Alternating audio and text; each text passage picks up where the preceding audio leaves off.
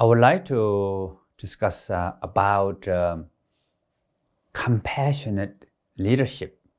So now the world is a really critical moment, and there's a lot of things are happening around the world, the war, and we have pandemic, and now we are having the global warming situation. So it's a really difficult time. But of course, for me, I always have hope, and I always try to use whatever obstacles, problems as part of learning, growing. So what I call obstacles can become opportunity, problems may become solution. Of course, sometimes I cannot change the external circumstances. I have to accept.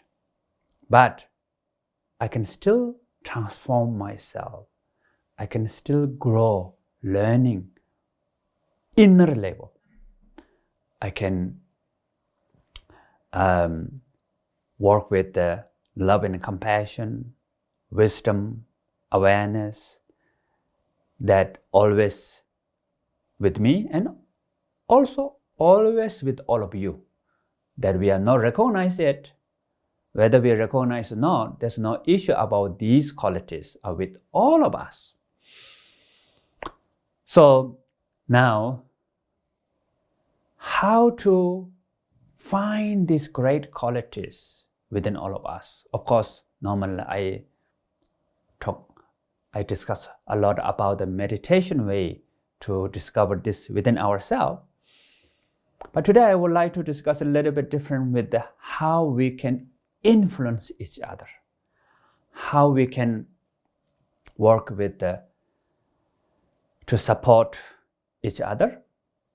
So what I'm talking about the leadership, it doesn't mean you have to only be the boss or the political leaders or the boss of company or the boss of the country only. So we all are leaders. Doesn't matter who you are, which position you have, it doesn't matter. What I call leadership at all levels. So how we can lead? Of course, one of the most important is we should lead ourselves. What we call, if we transform, then there's a genuine impact comes. Normally I talk about whatever we are learning, 7% is only from the word, and 93% is based on non-verbal. That means who you are, what you do, how you are expressing yourself, how you're manifesting these innate qualities. So these are like contagious. And then next is you can support your friends, family, colleagues, workplace. So if you can influence 2 people, 3 people, they can influence another 2 or 3 people with a positive way. So we can have big impact to the world, because the world is based on individuals, right? For example, when you look at the forest, what is the forest made up? The forest is depend on many of single trees. So this individual single trees, many those single trees together become forests. So the world is based on individuals. So if we support each other, influence positive way to each other, I think we can contribute something to the society. So don't give up that I'm just one, how I can change the world. Whatever you can, your level, your way, based on your capacity to support, to change others. So what we want to change? We want to change for the world peace. We want to promote love and compassion. And we want to promote how to transform ourselves through awareness, right? How to find the inner peace. And also, we want to promote wisdom. How to do that? There are plenty of practice, and many of you learn maybe meditation, maybe many of you learn practice of love and compassion already, or you have some knowledge, some idea. So try to influence each other. And for example, for me, I try my best to, according to my label, I teach, and I try to also inspire by my who am I? No matter what we call, how we can help others. 4 activities. So first is to kind to ourselves, then we can be kind to others. Peaceful activity, kind, compassionate, non-violence. So these activities behave, and you can express whatever you can do, wonderful. And then also sometimes enhancing activity, meaning maybe enhance the generosity.